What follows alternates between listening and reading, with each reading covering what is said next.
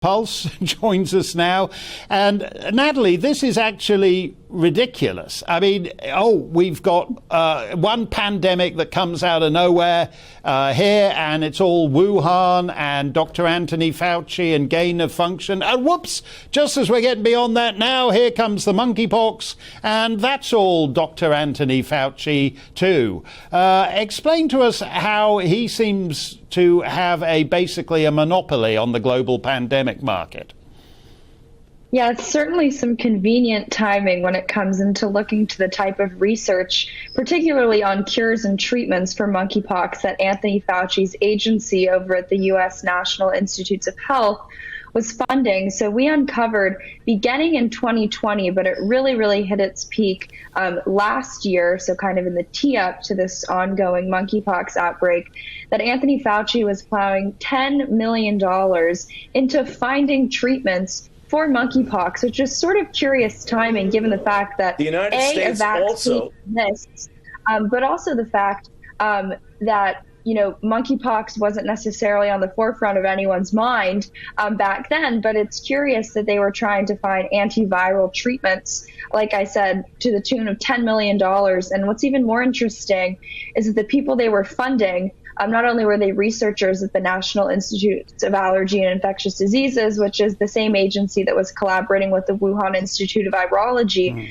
but the lead individual on this grant was someone who was really embroiled in a controversy last year about altering endpoints in a study on remdesivir and its effects on COVID-19. So you're very correct to point out that these kind of key players who seem to not be very concerned with public health, but seem to be concerned with big pharma's bottom lines, seem to be reemerging now in the context of monkeypox, which is very scary for really the world writ large.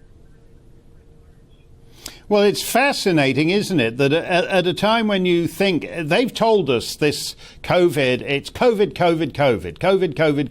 We got to get rid of the COVID and then we'll get our lives back. And in their offices, sure, on the TV, it's COVID, it's lockdown, but they're already getting one jump ahead and working on the next thing. How do they have the time to do that? Well, they never let a crisis go to waste. I mean, I think we can talk about COVID-19 and how the fatality rates, we just put up an article showing that masks actually made those fatality rates worse. But COVID, the fatality rate that it had didn't necessarily justify the lockdowns and the complete, I would say, halt of society as we know it. And I think that's the same case with monkeypox. It's not actually about the virus. It's not actually about the disease. It's not really even about stopping the spread.